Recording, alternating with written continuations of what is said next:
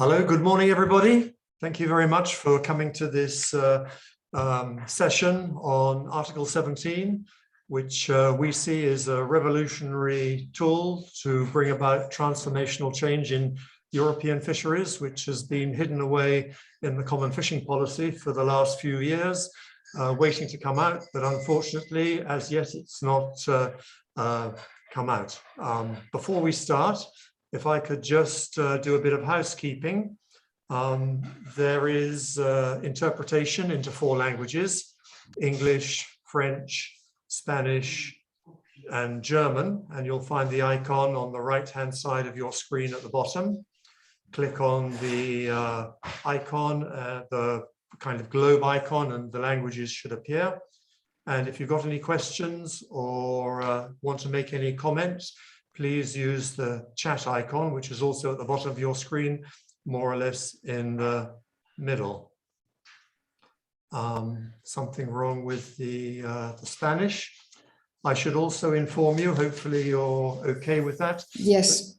That this will be recorded. So without more ado, let's start.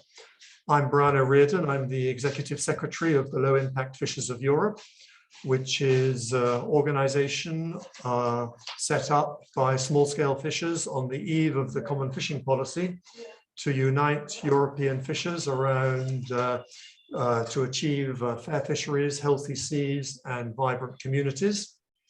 Arfish, our collaborator in this venture, is an NGO working to end overfishing and restore a healthy ocean ecosystem. By collaborating with others and deploying robust evidence, Arfish is calling for an end to overfishing as a critical and significant action to address the biodiversity and climate crises. It's not new that small-scale fishers and environmental NGOs should work together. In fact, this project on Article 17 is rooted in the reform of the Common Fishing Policy, and such a collaboration in the face of a proposal to introduce individual transferable fishing concessions as an integral part of the reformed Common Fishing Policy.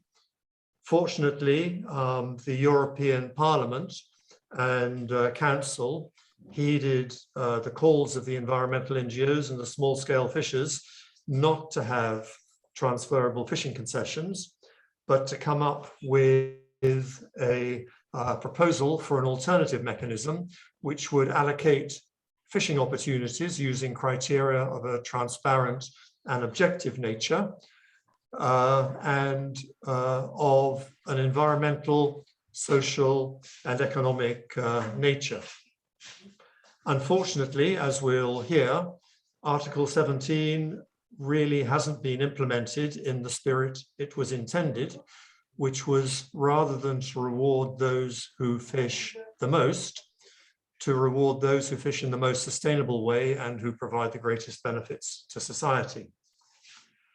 As you probably know, in the European Union, 5% of the fish catch supports 75% of the fishing fleet, which in turn provides 50% of the employment in fishing at sea.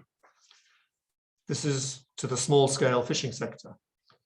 As well as providing a socioeconomic anchor for communities with access to few other livelihoods options, small-scale fisheries provide the cream of the catch, the freshest, potentially the most valuable in terms of quality and price, the most seasonally diverse, a fish catch that's caught in an environmentally friendly manner and rooted in our shared maritime heritage. The small-scale fishing sector could and should provide a far greater contribution to putting European fisheries back on a more sustainable footing. Without more ado, I'll pass you to my colleague Rebecca, who is the coordinator of the Arfish organization. So Rebecca, over to you. Thank you very much. Thanks, Brian. If I could just ask Joe to, oh no, it's okay, sorry. I couldn't see my share screen option. So hello everyone, and thank you so much for joining us. Yes, as Brian said, my name's Rebecca Hubbard, and thank you very much for joining us today. This is a fairly short and sharp briefing, and we're open to questions coming afterwards. So if you'd like to put questions into the chat as we go, or at the end, we'll have a Q&A session. I'd like to as well thank Brian and the Low Impact Fishers of Europe for their fantastic collaboration on this project so far. So I will essentially run through the report, provide an introduction, a little bit of background, and then run through our recommendations on how the EU can transition to a low impact, low carbon, socially just fishing fleet. As Brian outlined, at the moment, the small scale fishery actually is an enormous part of the EU fishing fleet, but only has very small access to the fisheries resource. But just from stepping back for one minute, just thinking about the importance of the ocean, of fisheries. The ocean is obviously critical to supporting all life on Earth, particularly through its role in stabilising the climate, but also providing food, livelihoods, medicine, etc. So we know that it's very valuable, but at the moment, and for some years, we have not been treating it like that. At the moment, right now in 2021, we have around 40% of fish stocks in Northeast Atlantic overfished. Mediterranean is in a form of crisis, and the EU has one of the highest rates of destructive bottom trawling in the world, in our EU seas. And the IPCC latest report has said that we will definitely feel an increase in warming by 1.5 degrees within 20 years at this rate. So we are faced with a biodiversity and climate crisis.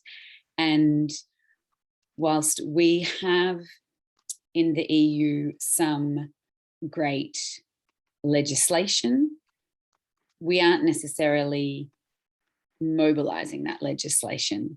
And so this is what we're going to talk about in more detail in terms of the capacity of the Common Fisheries Policy to really help transition to a fishing fleet that responds to the climate and biodiversity crisis and is part of a really positive and sustainable future. So in terms of the small scale fishing fleet, just wanted to give a little bit of history in the sense, as Brian said, they have a small amount of access to the fishing opportunity, to the quota, but a large number of people. And that has happened over a number of years, both through the way that fisheries are managed and through some of the other factors such as subsidies benefiting the more industrial fishers as opposed to small scale, low impact fleet. And as Brian said, really access to the fishery resource and therefore to the ocean ecosystem has really benefited those who fish the most, not those who fish the most sustainably. So in 2013, the Common Fisheries Policy was reformed, and this little article called the Article 17, which as journalists may not be well known, and certainly is not as well known as some other parts of EU legislation, such as that which is the commitment to end overfishing by 2020 or to ban discards at sea. Article 17 really provides a tool for the EU to use access to fishing opportunities or quota to really benefit to incentivize the most sustainable fishing methods, the most sustainable fishing fleets and vessels. It's very clear in the CFP that the language is very clear that they shall use transparent and objective criteria, including those of an environmental, social, and economic nature. So that's clear. Shall use is a requirement. However, they're not clear on how much priority or weighting should be given to each of these different types of criteria. There's also no clarity around who's going to manage and drive this process. It does speak of the member states being responsible for this, and very clearly the European Commission has not driven this to date. It is also very clear, as Brian suggested, that this article, this potential tool it came from the ambition to improve sustainability, but to improve access for small scale and low impact fishers, both of which are parts of, for example, the United Nations Sustainable Development Goals. So these are objectives that the EU has signed up to globally, but also in the EU. So using fishing quotas, or access to fishing opportunities, as the legislation calls it, really provides this opportunity to mobilize change, to incentivize change. And this year in France, there was the first case was brought successfully in the court on whether or not a government must allocate quota based on transparent and objective criteria. And successfully, the court found that the French government had not allocated quota in a transparent or objective manner, and that was to the benefit of the small-scale, low-impact fishers of the Occitane region in France. But what that case shows, this is the first legal case on the potential of Article 17, on the potential of using fishing opportunities. It was the first case that showed how powerful this could really be. And this is what we're really talking about with this report and with what's being proposed today with this transition. So just to date, just to give you a quick summary, the European Commission has surveyed the EU member states on their application of Article 17, and only 16 out of 23 member states even bothered to answer the request for information. 12 of those 23 member states had no environmental criteria in place at all. A number of them only had some indirect environmental criteria. One of the things that is key here is that those studies also found that historical catch criteria is the primary means of allocating fishing opportunities in all member states. So there is absolutely no environmental or social benefits from just allocating or just using historical catch.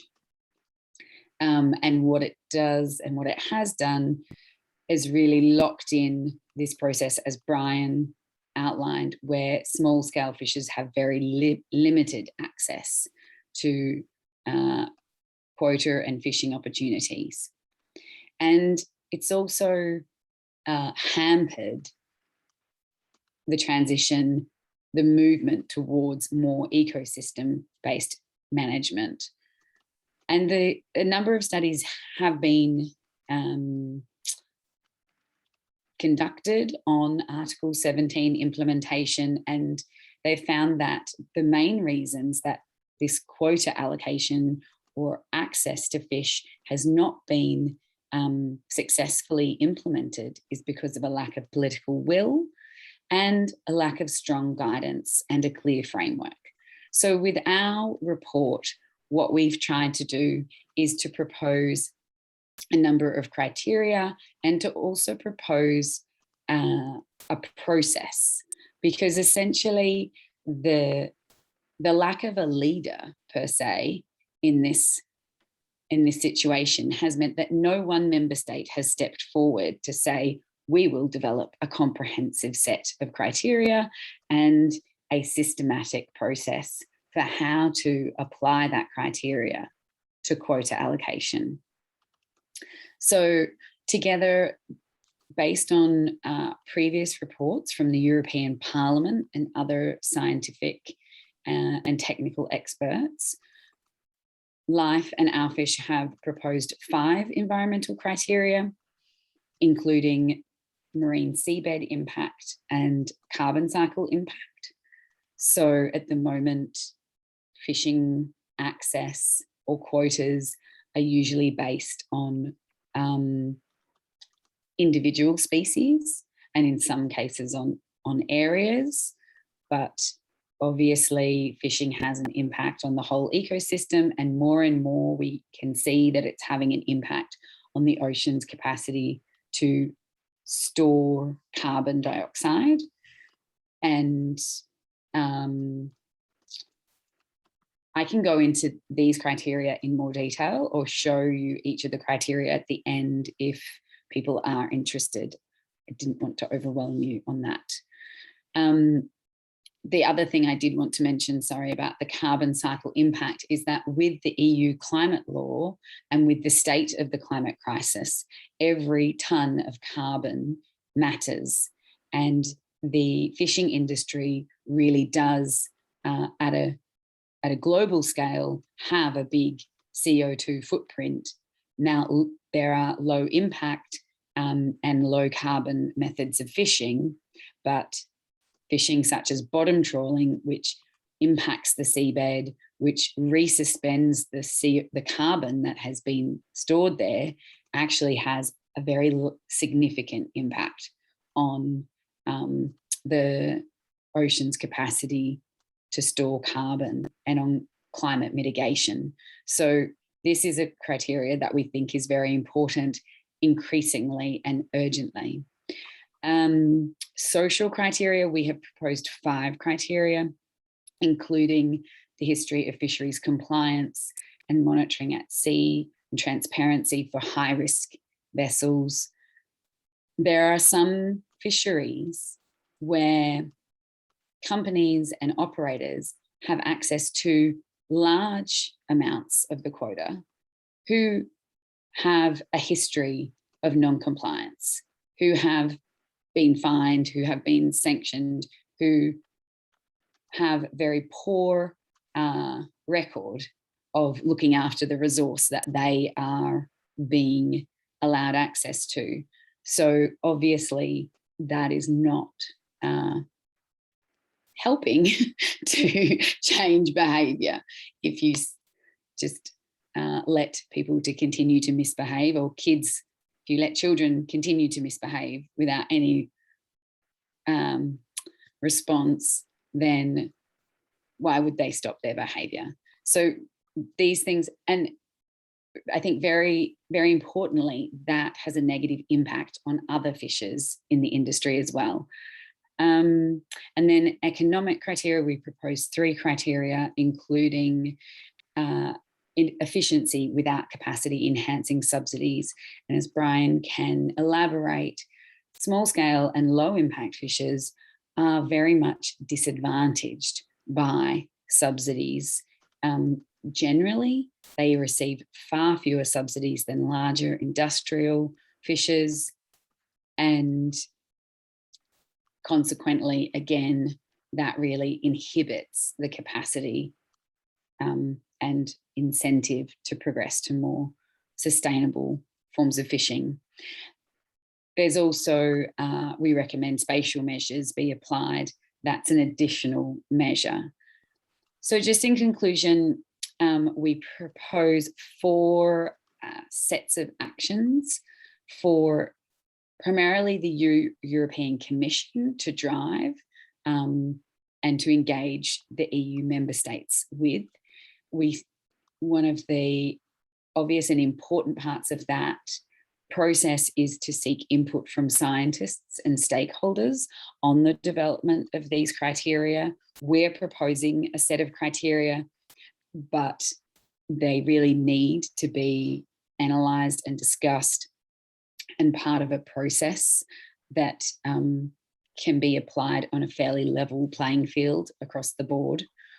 We're really calling on the Commission to drive a transparent and accountable process to design the set of criteria and a rating system for implementation. So what is important is that you can have 10 or 13 criteria, but really we can't, we need to be careful that one fishing fleet or vessel does very well on one criteria and terribly on the other 11. So we really need to have a process that defines how we can have maximize the co-benefits and maximize the delivery of a number of those criteria. We're calling on the Commission to develop clear guidance for member states to utilise that quota reallocation to deliver on the EU's climate law and the European Green Deal. As I mentioned, every tonne of carbon counts, and it's just unacceptable that we are not looking at the climate impacts of the fishing fleet. And then finally, what we really see at the moment as an important and critical and very timely opportunity is for the Commission to use the action plan to conserve fisheries resources and protect marine ecosystems that was named in the EU biodiversity strategy for 2030, as well as the 2022 CFP or Common Fisheries Policy implementation report, to propose a clear legal instrument which requires member states to implement Article 17. Through both of those processes, the action plan and the CFP implementation report, the Commission has an opportunity to identify a process, a pathway, a timeline for how we can finally utilise Article 17, utilise what is already in the EU Common Fisheries Policy to really drive a transition, a rapid transition to a low impact, low carbon and socially just fishing industry for the EU. So in closing, the EU really needs to harmonise fisheries management, marine conservation, climate change mitigation, and maximise the social benefits for coastal communities as an urgent priority as we try to deliver on the objectives to address the climate and the biodiversity crisis, particularly by 2030. So I will just stop there. We do, as I said, I can just show you very briefly. I do have more details on the criteria, but I don't want to intimidate anybody with that level of detail if they don't want it. So I'll hand it back to you, Brian. Thanks very much, Rebecca. Please raise your hand if you'd like to ask a question or make a comment, make a point. As you will have gathered from Rebecca's presentation, Life and Arfish would like to see the European Commission taking a much more proactive role. One of the particular weaknesses of Article 17 is that the Commission has no definite role other than being the passive recipient of reports from member states on how they're implementing Article 17. And as we've seen, being a passive recipient means that a lot of member states simply aren't reporting, or if they are reporting, then they're not reporting in a way that leads to any further transparency or objectivity. They say they're using criteria, but we don't know what criteria they're using or how they're using them. They say they have an objective system, but we don't know what that is.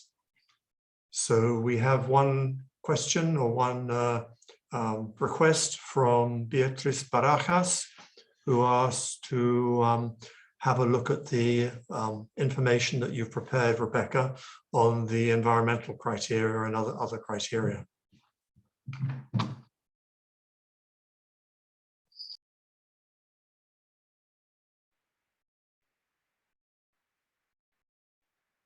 Okay, so you can see the screen. Can you see the criteria? I think you can. Great, excellent. So we based our criteria on those that were in a European Parliament report or commissioned by European Parliament a couple of years ago, and then we developed on those. So the first indicator is large fish. So these get quite detailed, but it's the proportion of catch larger than length at maturity. Protected species index, so the volumes of bycatch of protected, endangered or vulnerable species.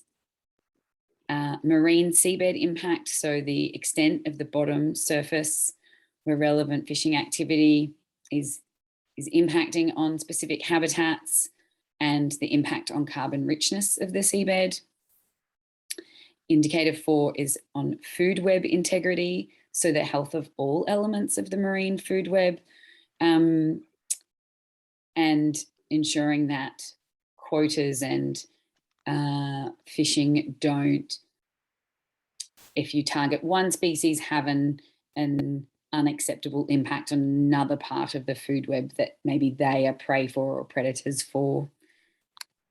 And then the 5th indicator was carbon cycle impact. So assessing the volume of carbon emissions from the vessel use and transport and processing of the seafood, as well as the volumes of carbon extracted directly from the ocean as a result of removing fish, and the subsequent impact on carbon storage through the interruption of the ocean carbon cycle.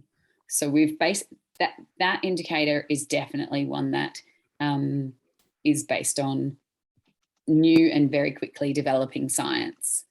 And we've also mentioned spatial measures as an additional way to influence those environmental criteria, or to advance the achievement of those environmental benefits. And one example of that is through, so a spatial measure is using access to certain areas and giving preference to certain fleet segments or vessels based on their impact. As an example, in Ireland, there was a proposal which is currently being challenged, but was successful temporarily, to ban industrial trawlers from the inshore area. I think they were over 18 metres.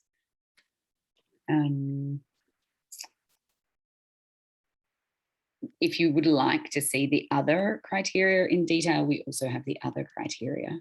Maybe I'll just very, very quickly just show those social criteria.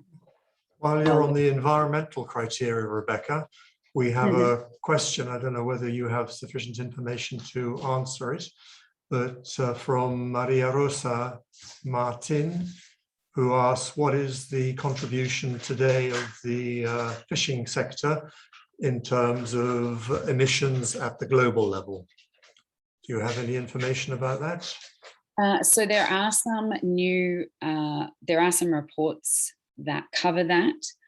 I cannot remember the exact emissions, but we did just release a report even on looking at the EU emissions from the EU fishing fleet. Globally, I know that a recent study showed that bottom trawling has a similar impact in terms of carbon emissions as the aviation industry each year. So they're generating the same amount of emissions. And that's just from the impact on the seabed, but that doesn't include, Maria Rosa, the CO2 emissions directly from burning fuel, and it also doesn't include the impact on how much carbon or CO2 storage we're losing as a result of taking too many fish out or a lot of fish out, which is also something that's being quantified increasingly. Yeah, the problem is generally the fishing sector is looked at in quite a simplistic way in terms of the amount of fuel used and the level of carbon dioxide produced directly as a result of burning that fuel.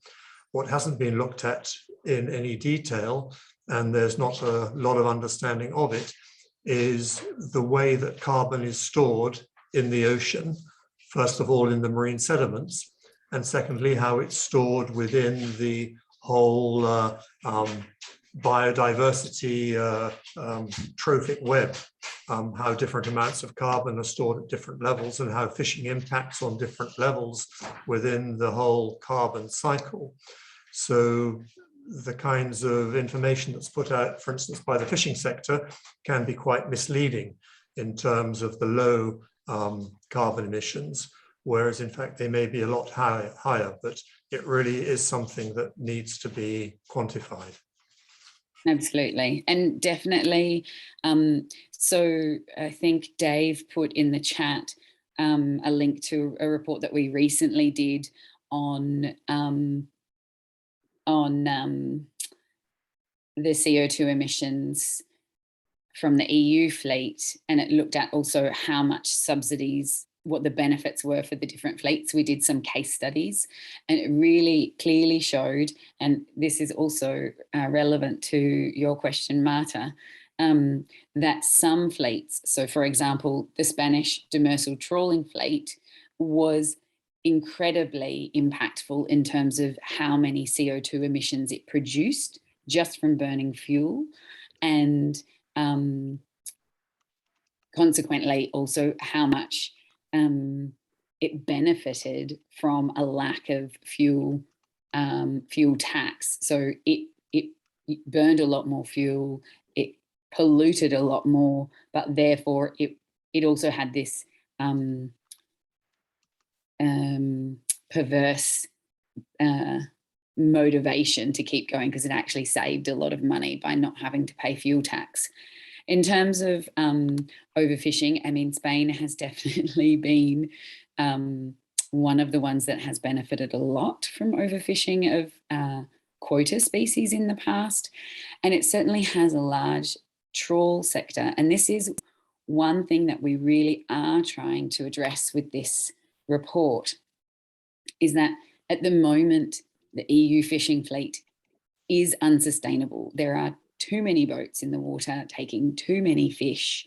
And as Brian said, the ones who take the most fish are benefiting the most or getting the most access, as opposed to the ones who deliver the best environmental and social benefits. So what we'd really like to see, and it's hard to say now how it would look exactly, but we'd really like to see this development of criteria that can then be applied to the different fleets quite equally, and then really have this more a more incentive based system to become more sustainable. And that might be, you know, for some fisheries, it may be that, you know, the small scale fleet can't get all of the quota. You know, for example, you know, they can have much more access to the quota but maybe you need bigger vessels to catch certain fish. And that is totally fine as long as we also have these other social and environmental conditions and improvements also being applied. For example, improved selectivity of the gear and deterrence of rule breaking. So, and sorry, Marta, there's another question, I think. Do you expect many other rulings like the one in France? I mean, Brian, what do you think? Just come in there. I mean, just to respond a little bit to what you've been saying, Rebecca, obviously it's not a question of just the number of fishing boats. It's a question of how the fishing is done, how much power the fishing vessel has, how big their nets are, how many miles, kilometers of nets they use. So when we talk about a shift to low impact fishing, basically what we're talking about is reducing the impact of fishing on the environment. And it doesn't necessarily mean less boats. It just means using gear which is more environmentally sensitive. And in the case of Spain, obviously Spain has one of the largest fishing fleets in Europe, and you have a Spanish population who have a particular liking for seafood. So Spain configures big in any discussion you have about fishing, whether it's in terms of overfishing or whether it's in terms of supplying the EU market with fish. So clearly, Spain is experiencing some big problems in how it rationalizes, how it moves from a very high impact fishing fleet to a lower impact fishing fleet. On the second question about the other rulings, we feel that the ruling in France, I mean, it's the first of its kind. So it really does provide a case law which we could apply in other EU countries. We're waiting to hear from the French government, who have appealed the court ruling, but we don't know on what grounds yet. But we hope to find out on what grounds the appeal is being made so that we can respond to it. But yes, we would hope that this ruling would not only be in terms of how quota for bluefin tuna is allocated, but how quota is allocated more generally. And on that subject, I mean, one of the major constraints to kind of generational renewal in the fishing industry, one of the major constraints for young people coming in, we're faced with a fishing industry that is aging faster than the population as a whole. So the idea of having criteria which makes particular allocation to young people entering the fishing profession for the first time using low impact fishing methods, I think would be extremely welcome.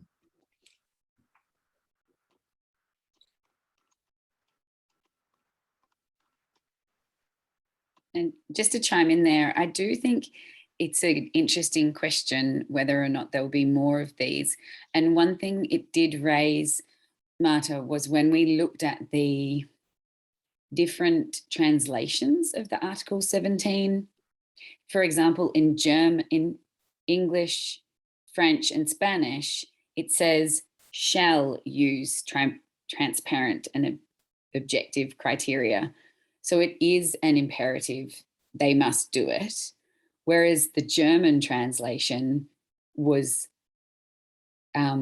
suggestive, like should use.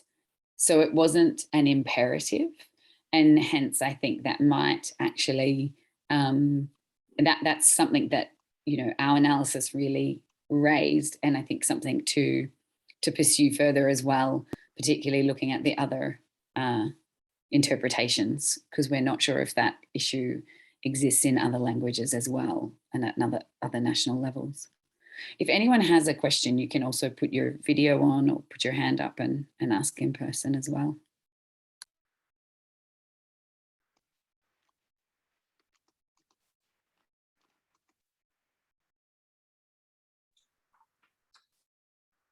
Well, if that's no more questions or comments, I think we round the discussion up.